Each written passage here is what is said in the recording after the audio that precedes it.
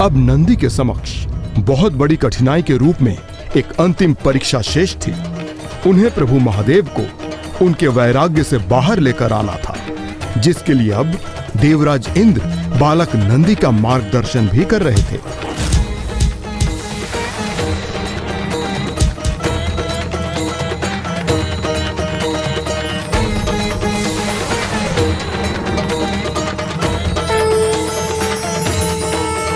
निजाम के माध्यम से प्रभु श्री हरि नारायण मुझ तक अपना संदेश पहुंचा रहे हैं। हे बालक नंदी, आप प्रभु महादेव का सानिध्य अवश्य प्राप्त करेंगे, किंतु उसके लिए आपको पूर्ण रूप से योग्य होना होगा। योग्य? आप उस आम के फल के समान हैं,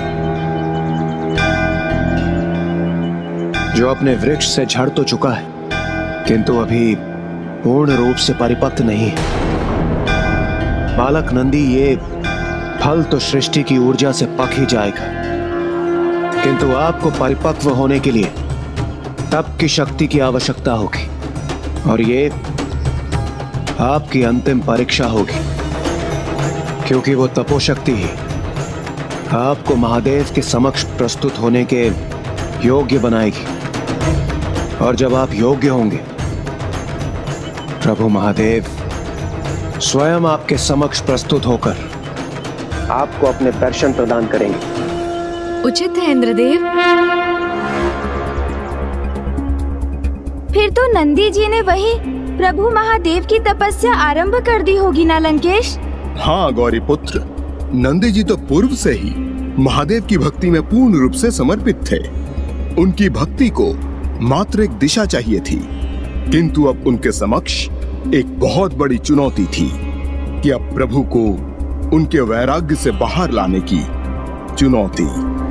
लीजिए लंकेश, जल ग्रहण कीजिए, और इतने महत्वपूर्ण कार्य को संपन्न करने का तो एक ही उपाय है, प्रभु महादेव की तपस्या, क्योंकि तप करने से ही प्रभु महादेव के साथ सीधा संपर्क स्थापित होता है ना लंकेश?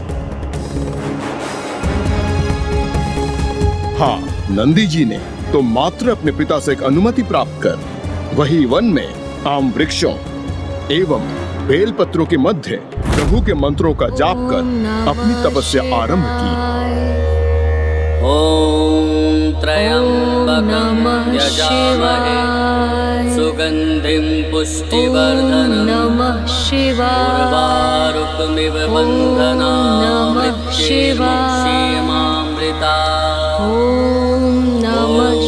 त्र्यंबकं यजामहे सुगंधिं पुष्टिवर्धनम् उर्वारुकमिव बन्धनान् मृत्युर्मुक्षीयमामृता। पुत्र नंदी, मेरी तो यही कामना है कि तुम अपने तप से इतनी शक्ति प्राप्त करो कि स्वामी अपने वैराग्य से बाहर आकर कैलाश लौट आए और कैलाश की उदासी दूर हो जाए। ओम नमः शिवाय, ओम नमः शिवाय, ओम नमः शिवाय, ओम नमः शिवाय, ओम नमः शिवाय, ओम नमः शिवाय,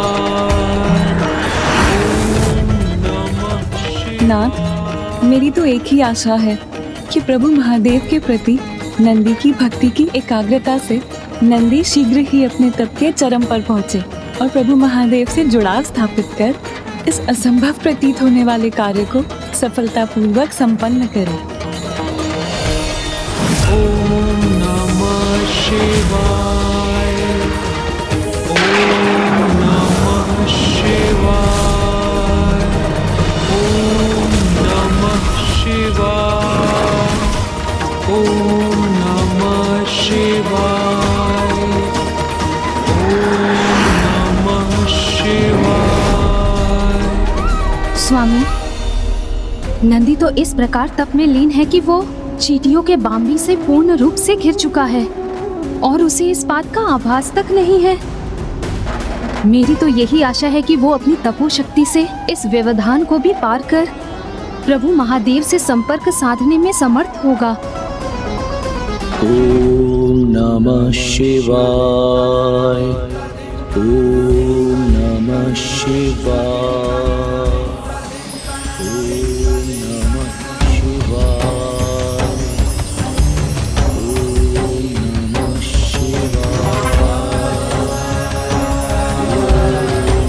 नमः शिवाय।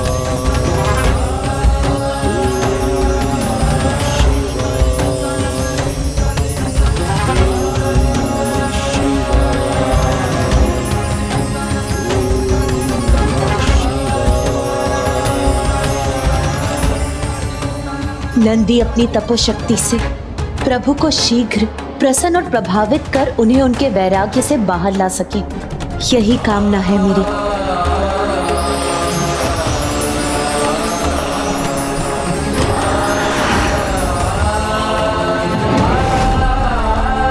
ओम नमः शिवाय।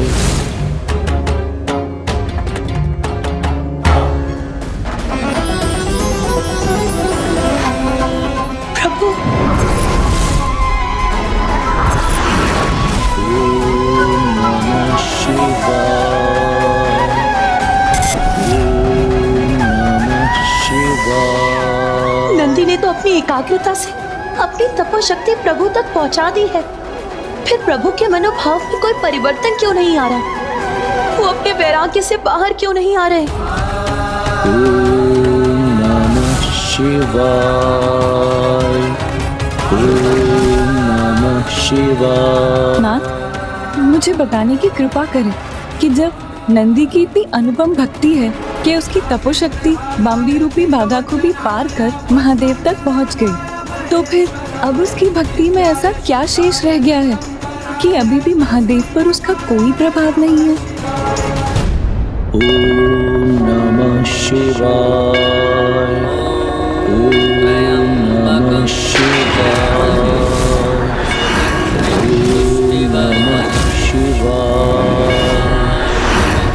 ओम नमः शिवाय। ओम नमः शिवाय। ओम नमः शिवाय। ओम नमः शिवाय। ओम नमः शिवाय।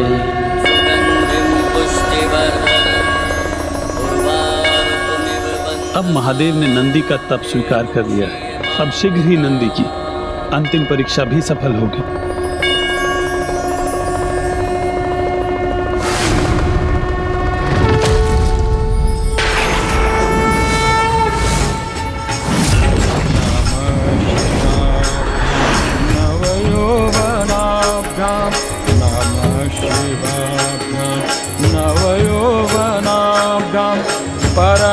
परस्पराश्लिष्ट वपुधराभ्यां नगेन्द्रकन्या वृषकेतनाभ्यां नगेन्द्रकन्या वृषकेतनाभ्यां नमो नमः।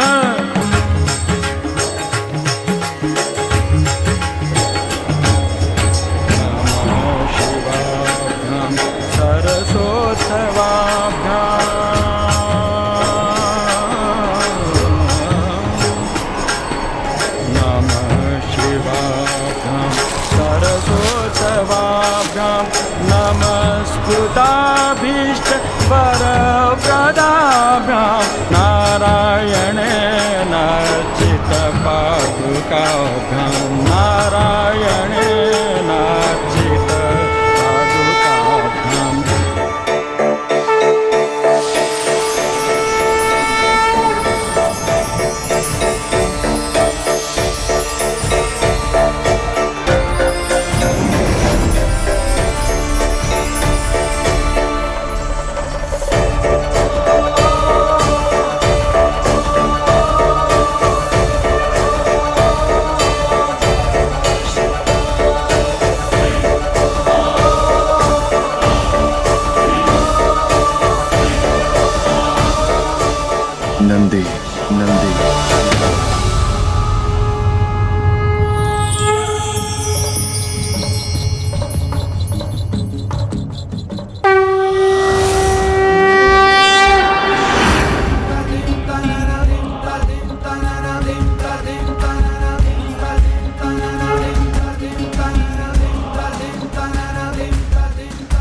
प्रभु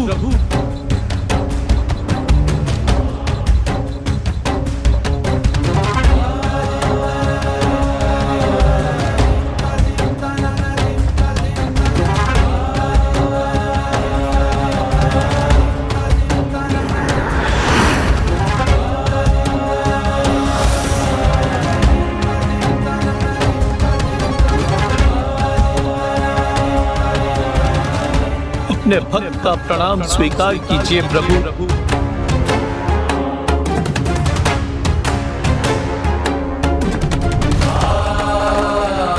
कल्याण हो, कल्याण हो।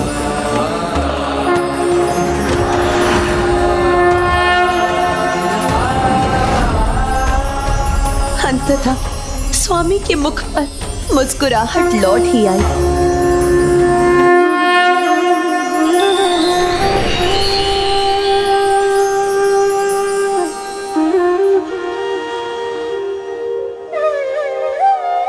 मेरे प्रभु को उनके सखा का सानिध्य प्राप्त हो ही गया। नंदी, मेरे सखा, चलो चलो, मैं तुम्हें अपने साथ ले जाने आया हूं। मैं तुम्हें अपने साथ ले जाने आया हूं। मैं तुम्हें अपने साथ ले जाने आया हूं।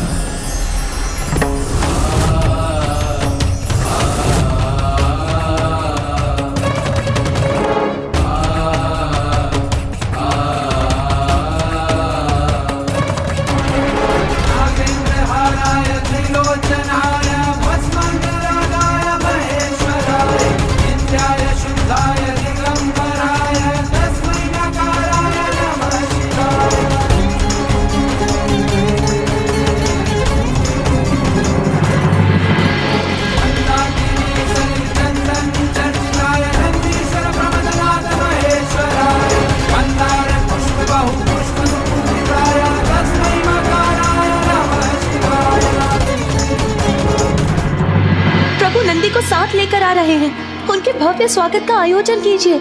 जाइए, शीघ्र जाइए।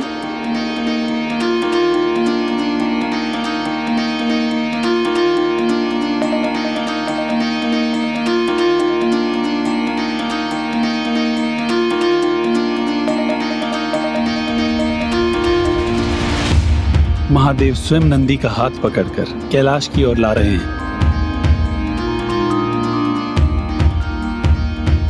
एक भक्त के लिए भला इससे बड़ा और क्या वरदान हो सकता है। अपनी भक्ति की एकाग्रता से महादेव के साथ संपर्क बनाकर वो उन्हें उनके वैराग्य से बाहर ले आए। नंदी ऐसा अनूठा वरदान प्राप्त करने के लिए अपनी योग्यता को पूर्व में ही प्रमाणित कर चुका था। ऐसे ही एक परम भक्त की प्रतीक्षा थी महादेव को।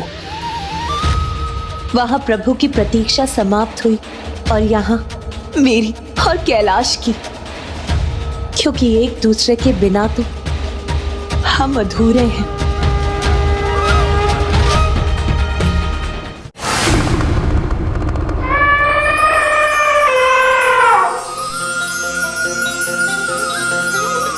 कितना अद्भुत होगा ना वो दृश्य, जब पिताश्री के साथ नंदी जी के आगमन से समस्त कैलाश आनंदित हो गया होगा।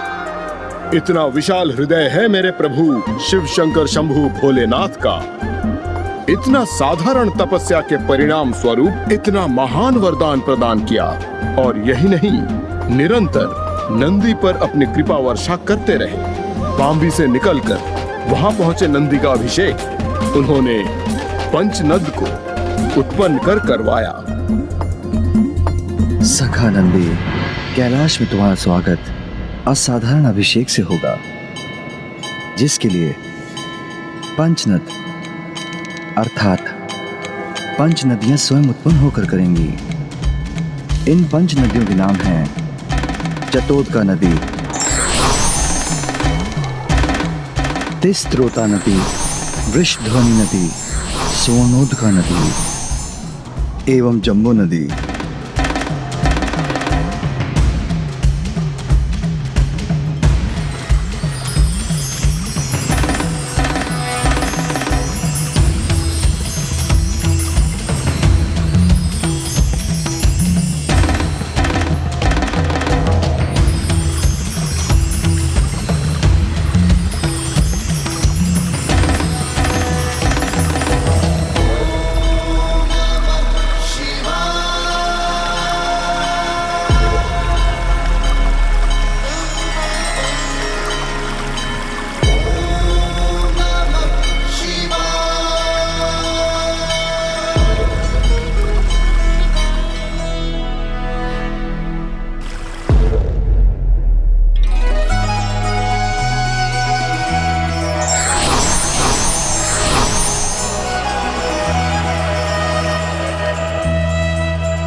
नंदी के अभिषेक हेतु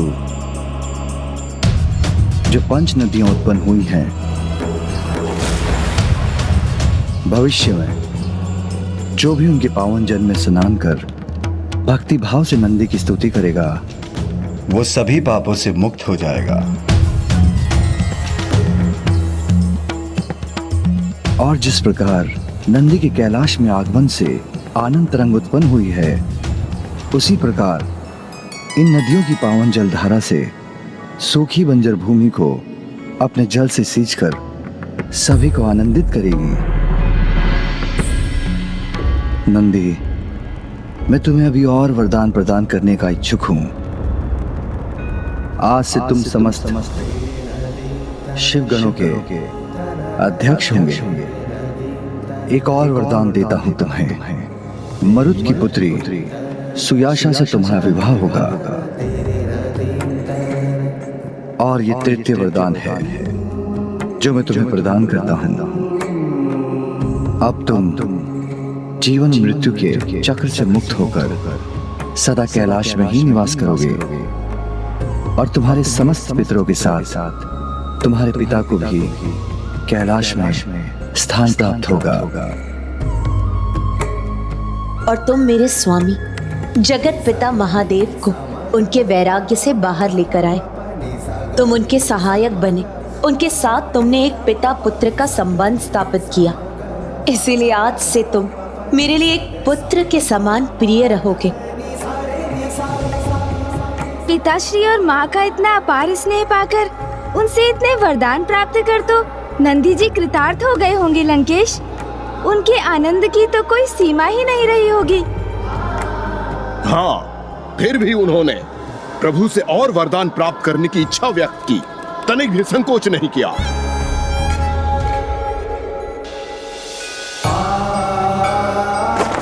प्रभु, मुझे मेरे बाल्यपन से सदैव ऋषभ बुद्धि के नाम से संबोधित किया जाता है और आज मुझे स्पष्ट दिखाई दे रहा है कि आपके साथ सदैव रहने वाली इस पताका पर यह वृषभ अंकित है।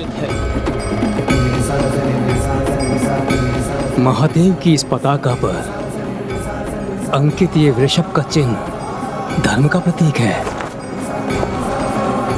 तो प्रभु, आपकी इस पताका पर सदैव स्थित रहने वाले वृषभ के समान मेरी भी यही इच्छा है कि मैं सदैव आपके साथ रहूं। प्रभु, आपने मुझे महानतम वरदान प्रदान किए हैं, किंतु मुझे एक वरदान और दीजिए कि मैं सदा आपका वो सखा बना रहूं जो सदैव आपके साथ रहे, जिसके साथ आप अपने विचार बांट सके। मैं आपका वो वाहन बनना चाहता हूँ जो इस धर्म वृषभ के समान सदा अडिग रहकर आपकी सेवा करे।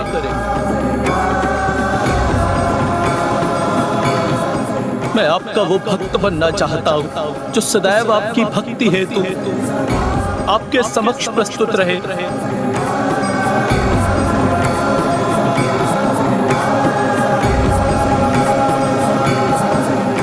और आपके इस भक्त और आपके मध्य अन्य कोई भी ना आ सके प्रभु।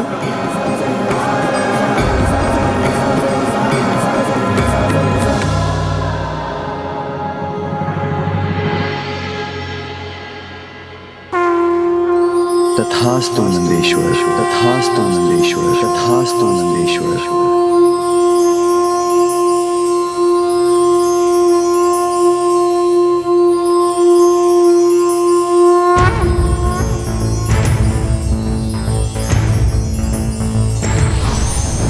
त्र्यंबकं सदाशिवं नमामि हे उमापति। जय नीलकंठ जय अनंत नमोस्तुते नमोस्तुते। हो भोलेनाथ भक्तों के हो कष्ट से निवारते, ये सृष्टि सारी संकटों से शिव ही है उबारते। ओम नमः शिवाय, ओम नमः शिवाय, ओम नमः शिवाय, ओम नमः शिवाय, ओम नमः शिवाय, ओम नमः शिवाय। तब शिलाद ने जो पुत्र के लिए किया, स्वयं ही पुत्र रूप में प्रकट होने का वर दिया। लिया जो जन्मभूमि से शिलाद ने ग्रहण किया, आनंदमय हो आपको नाम नंदी का दिया। ओम नमः शिवाय, ओम नमः शिवाय, ओम नमः शिवाय, ओम नमः शिवाय, ओम नमः शिवाय, ओम नमः शिवाय। हुआ जो ज्ञान अल्प आयु का तो घोर तप किया, अमरता का था पाया वर शिव जी जो प्रसन्न हुए। अडिग हो अपने लक्ष्य से, मृत्युमय से मुक्त हो, अधिपति गणों के बन के आज भी नियुक्त हो। ओम नमः शिवाय, ओम नमः शिवाय। अब स्वामी की वो मुस्कुराहट जिसको देखने के लिए मैं ही नहीं समस्त जगत व्याकुल हो उठा था, वो स्वामी के चेहरे पर लौट आई। ओम नमः शिवाय।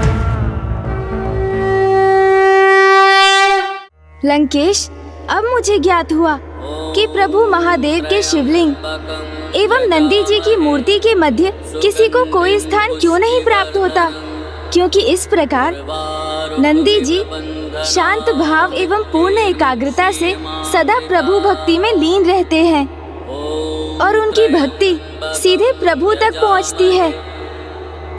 और जो भी भक्त नंदी जी के कान में कुछ कहता है, वो संवाद भी सीधे प्रभु तक पहुंच जाता है।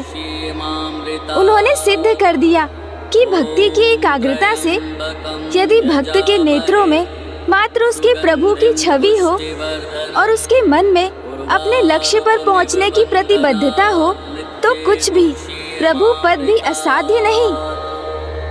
आप सर्वथा उचित कहते हैं गौरी पुत्र, और मैंने ये अनेकों बार प्रमाणित किया है।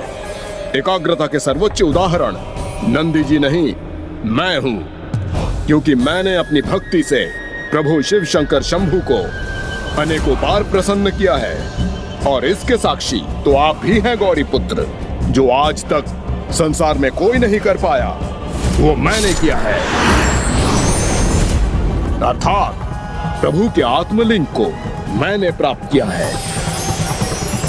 इसलिए मुझसे अधिक एकाग्रता संसार में भला किस में हो सकती है?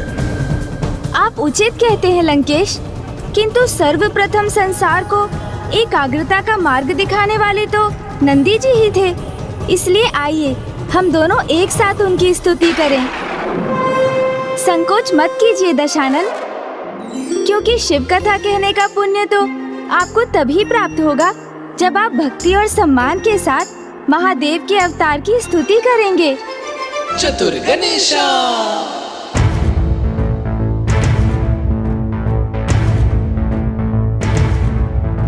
त्रयंबकम सदा शिवम नमामि है उमापति, जय नीलकंठ जय अनंत नमोस्तुते नमोस्तुते।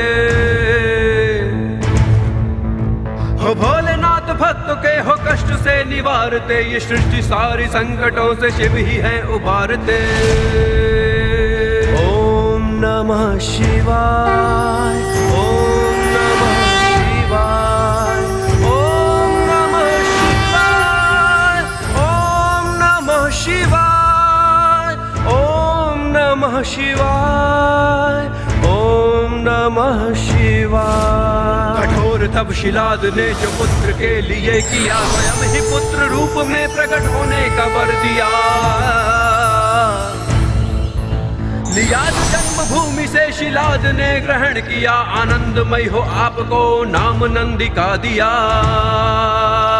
ओम नमः शिवाय, ओम नमः शिवाय, ओम नमः शिवाय, ओम नमः शिवाय, ओम नमः शिवाय, ओम नमः शिवाय। हुआ जो ज्ञान अल्प आयु का तो घोर तप किया, अमरता का था पाया वर शिव जी जो प्रसन्न हुए।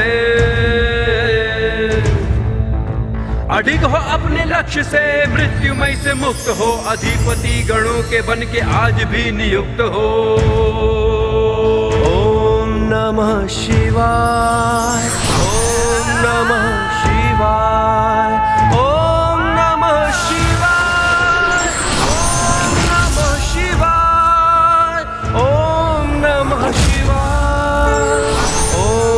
नमः शिवाय। प्रणाम नंदेश्वर जी, हमें अपने भव्य दर्शन प्रदान करने के लिए आपको कोटि कोटि धन्यवाद। लंकेश, अब आप भी नंदेश्वर जी को प्रणाम कर उनका आशीष प्राप्त कीजिए। जिस प्रकार अपने आशीर्वाद से इन्होंने सूखी तप्त भूमि की प्यास बुझाई है, उसी प्रकार वो आप पर भी अपनी कृपा की वर्षा करेंगे। मुझे जिसकी आशीष की आवश्यकता है, मुझे प्रभु से वो प्राप्त हो चुकी है और उनका आत्मलिंग इसका प्रत्यक्ष प्रमाण है। लंकेश, आपने ही इनकी भव्य कथा मुझे सुनाई और अब आप ही इनके भव्य रूप के दर्शन नहीं करना चाहते, इनकी ओर देख तक नहीं रहे हैं। ये तो इनका अपमान होगा और इनके साथ साथ प्रभु महादेव का भी अपमान होगा, जिनके ये अवतार हैं।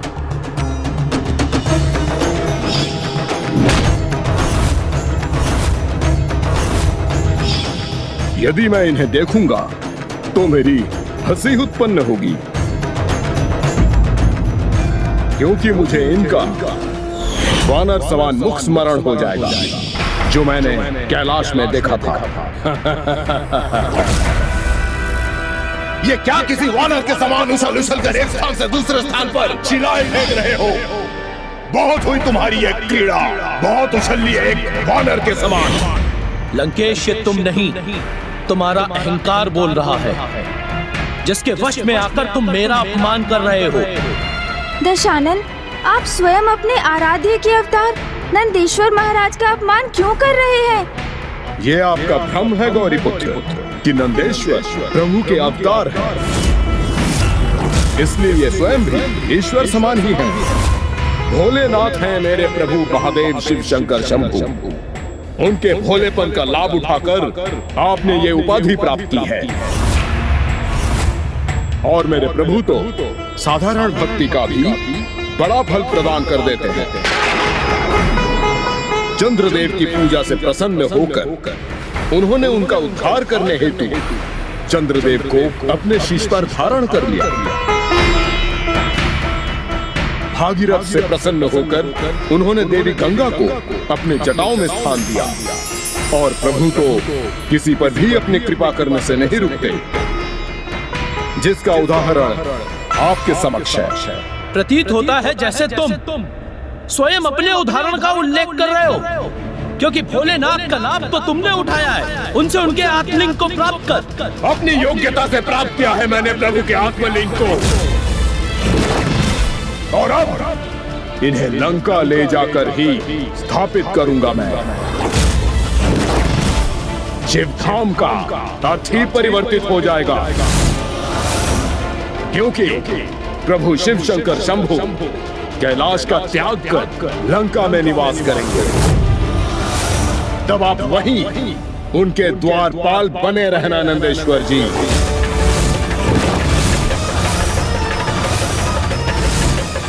तुम्हारा कपट तो तुम्हारे भाव से स्पष्ट है, जिसने तुम्हारी भक्ति को भी दूषित कर दिया है।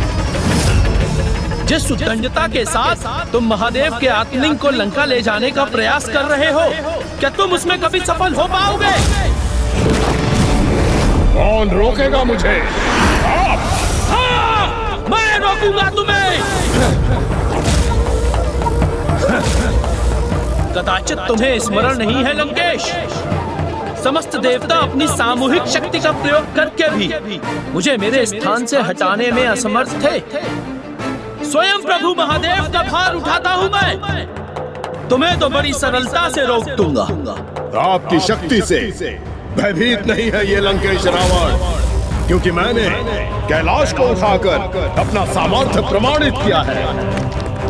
इसलिए कोई कितना भी प्रयास कर ले, मुझे कोई नहीं रोक सकता, क्योंकि मैं लंकेश दशानन रावण हूँ।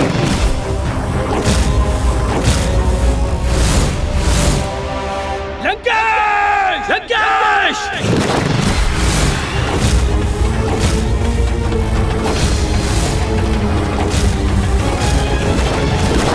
प्रभु प्रभु महादेव के महाभक्त एवं उनके ही अवतार के मध्य युद्ध छिड़ गया तो निश्चित रूप से उसका परिणाम बहुत ही भयंकर होगा।